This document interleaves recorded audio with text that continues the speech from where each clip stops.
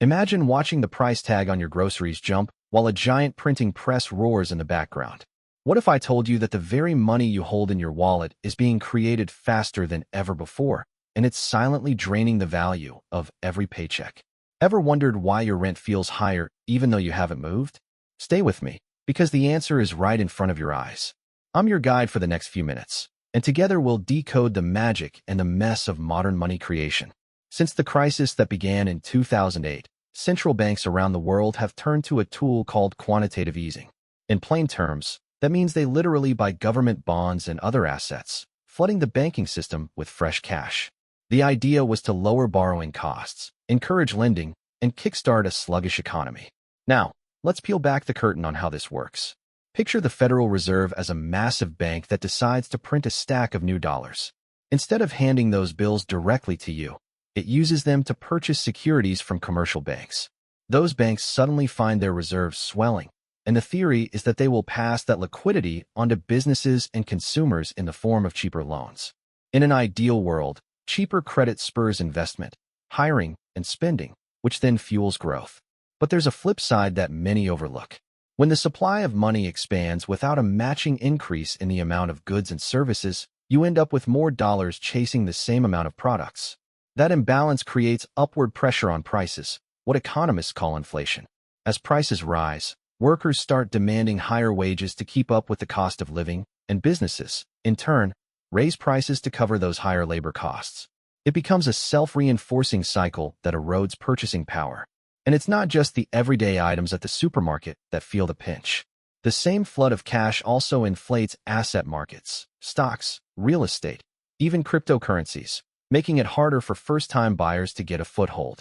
While some see soaring asset values as a win, the average person sees higher rents, pricier groceries, and a shrinking nest egg. What do you think about this hidden cost of money printing? Let me know in the comments. I really want to hear your perspective. And that's where the rubber meets the road for everyday people. The extra cash that the Fed injects doesn't magically appear in your wallet. Instead, it first shows up in the price tags at the checkout, the rent notice on your door, and the interest rate on the loan you're trying to refinance.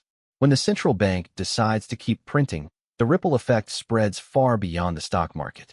Think about a small family trying to buy a home. As more investors chase the same handful of properties, prices climb, down payments swell, and the dream of ownership slips further out of reach.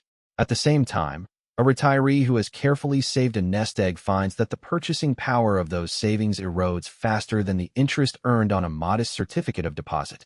Even if the nominal return looks decent, the real return, what you can actually buy with that money, shrinks as inflation eats away at value. Now, you might wonder whether there's any upside to this relentless money printing. In theory, lower borrowing costs can stimulate new business ventures, create jobs, and spur innovation. In practice, however, the benefits often accrue to those who already have access to capital, large corporations, hedge funds, and wealthy individuals, while the broader population bears the brunt of higher living costs. This imbalance is why many analysts warn that endless quantitative easing could sow the seeds of a future financial shock, where suddenly the flood of cheap money recedes and borrowers are left with debt that outpaces their income. So, what can you do in the face of this hidden tax? First, stay informed. Understanding how monetary policy works empowers you to anticipate price trends and adjust your budget before the next wave hits. Second, diversify your assets. Holding a mix of cash, equities, and tangible assets such as real estate or precious metals can provide a buffer against inflationary pressure. Third, consider locking in longer-term interest rates on mortgages or personal loans while they remain low, reducing the risk that future rate hikes will bite harder.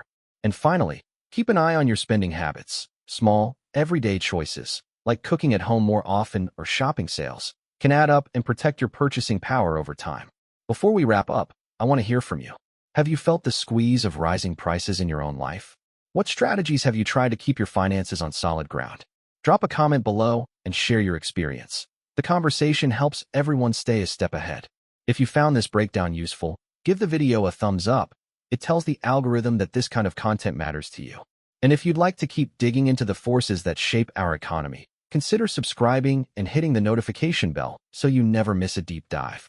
Thanks for watching. And remember, the more you know about the money that's being printed, the better equipped you are to protect the wealth you've worked so hard to build. Stay curious, stay vigilant, and see you in the next video.